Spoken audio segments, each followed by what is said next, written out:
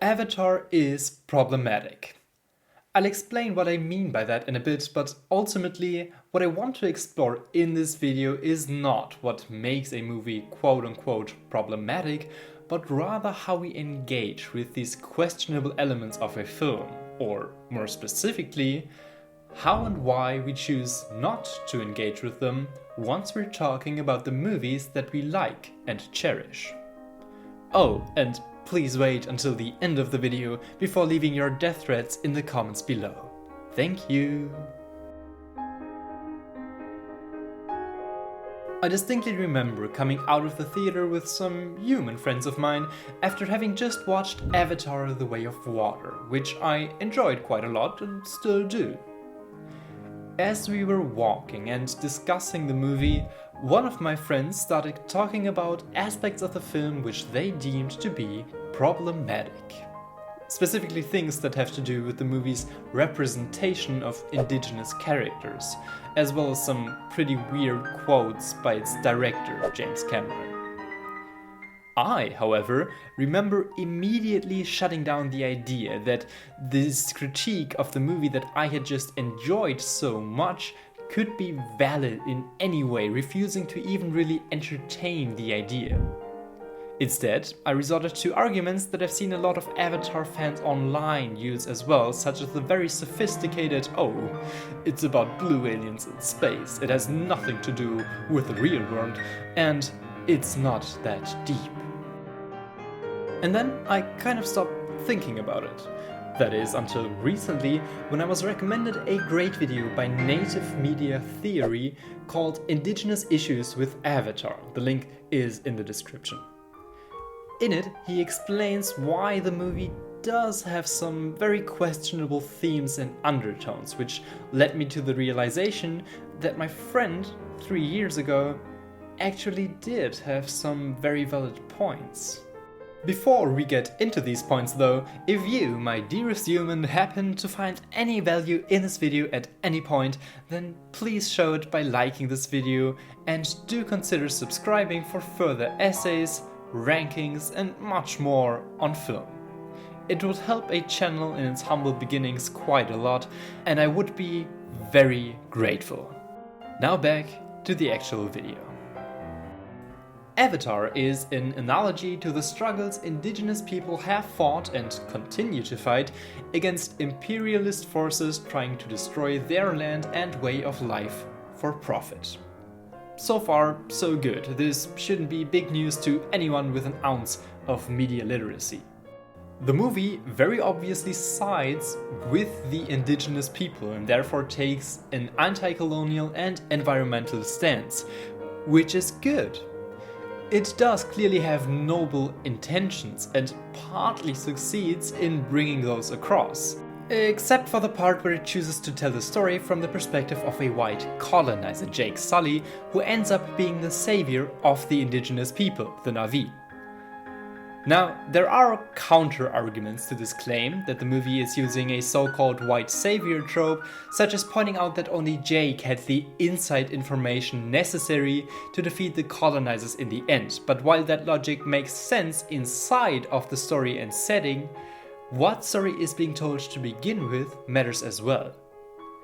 James Cameron could have also written a story about how the indigenous people somehow infiltrate the colonizers and obtain the information necessary in order to be able to fight back effectively on their own without having to be led by a colonizer.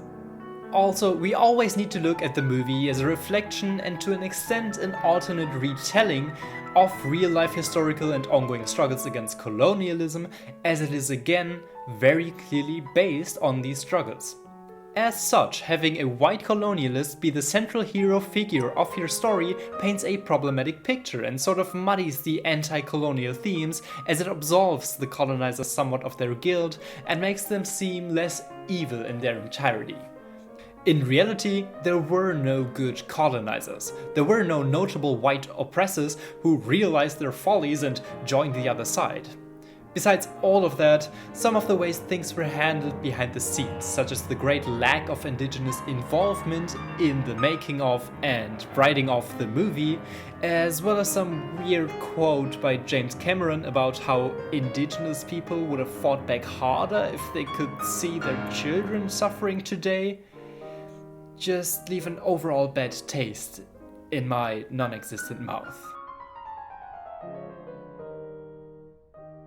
Now, these issues seem pretty apparent to me, but as I talked about earlier, my initial instinct was to completely dismiss them. And so, in hindsight, I asked myself, why? Why didn't I even really bother to think about whether there could be some truth to these accusations? This reaction I had with Avatar is far from unique, but rather points towards a much larger pattern, especially online, across an abundance of different fan bases and discussions. Try telling a room full of Star Wars fans that the original trilogy has an underrepresentation of women and degrades its only strong female character to a silent slave in an unnecessarily revealing costume by the start of the 6th episode, and see how long you can survive. And don't get me wrong, I am saying this as a big fan of said trilogy. Try telling a James Bond fan that a lot of the early Bond movies are grossly misogynistic without getting hit with a, well, it's simply a product of its time, which is a non-argument that doesn't absolve the movie of anything and aims to shut down the conversation immediately. The same goes for fans of, let's say, Gone with the Wind, when you tell them that their amazing classic is really, really racist, glorifies the Confederacy, and is also the second worst movie in existence next to the Lion King remake, but that's just my opinion and a topic for 2 other videos. And don't get me wrong, you can, at least in some instances, be of a different opinion on these topics and hold the view that, for example, the representation of indigenous struggles in Avatar is perfectly ethical. But then you would have to actually defend this position and engage in an open-minded discussion instead of immediately deflecting and refusing to even entertain the idea that maybe your beloved movie or franchise does some things wrong. I think this quick dismissal is very much rooted in our current digital age, where on one hand we have our modern fan culture in general. Here, peer pressure and gatekeeping lead to people inside of a fandom feeling like they are obligated to like and defend a piece of media belonging to said fandom in all of its aspects. Otherwise, they may be told that they are not a real fan. So, once they see themselves confronted with a potential issue regarding the movie they are a fan of, they immediately look for a way to discontinue the conversation before it even started. There is also this tendency that I've observed quite a lot in humans to adopt being a fan of something as part of their identity. Therefore, a critique of the things they deem themselves a fan of can often come across as a personal insult. The second aspect, which I think is much more important, is simply the very binary thinking which has been perpetuated by social media in particular.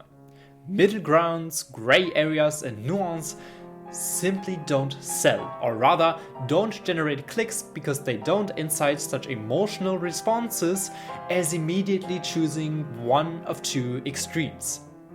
It's these strong emotional responses that make us like and share a video or write an angry comment to which others can in turn write their angry replies, making everyone more emotional and even more likely to engage with that specific content. An article talking about how Avatar is extremely racist and should be boycotted at all costs, or a post talking about how believing that Avatar is racist is the stupidest thing imaginable because it's about blue aliens, duh, are going to generate so much more attention than someone simply stating, I think Avatar's representation of colonialism is flawed and somewhat problematic, but regarding most other things, the movie is pretty good and ultimately, I like it. This tendency of social media algorithms to favor the loud and polemic as opposed to the nuanced and sober has also found its way to our general way of thinking, so that we often feel the need to pick one of two sides on every issue. Besides favoring polarizing content, algorithms also create strong echo chambers in which one is often bombarded with voices from one side of an argument while barely hearing the other. So when eventually someone does come along to confront you with a different take or tries to make you aware of something that might have eluded you, their position immediately appears to be more extreme and potentially hostile. Anyways, the truth is simply that you are allowed to enjoy and even call yourself a fan of movies that have problematic elements. Now, of course, movies can be harmful and problematic to varying degrees. Between Avatar, which I do believe has good intentions and commendable messages, but slips into problematic tropes and stereotypes due to, at least probably, ignorance and lack of self-awareness, and something like Birth of a Nation, which glorifies the KKK and literally inspired its second founding, there are a lot of shades of grey. I'd argue that while it's completely fine to like a movie on one side of the spectrum, naming a movie on the other side as one of your favorites does get increasingly troubling. So again, I'm not telling anyone to stop liking movies such as Avatar. What I am asking from each and every one of us is simply to be mindful of the things we consume, to stay critical of each and every piece of media, including those we like the most, and to engage in healthy discussions. Don't listen to the people who always just say, "It's not that deep," when any nuanced discussion is being brought up. I always feel like these kinds of statements have an air of anti-intellectualism about them. Every movie is trying to say something on some level, and I am convinced that every movie also changes the way we think about and perceive the world around us on some level, even though it might be in a very small way and we might not even realize it happening. Of course, you don't have to dissect and analyze each and every movie you watch. Just be mindful while watching and don't try to avoid any and all discussions afterwards. Well, that's it from me for today, but what's your take on all of this? How do you think we should engage with problematic elements of some of our favorite movies? I'm dying to hear from you in the comments below. I most certainly hope that you have found something of value in this video, and if you did, then please show your appreciation by leaving a like, consider subscribing and turning on the notifications to never miss another video. If you want to, you can also follow my Letterboxd to read more of my ramblings on movies. The link is in the description. With that being said, have fun watching movies and see you in the next one.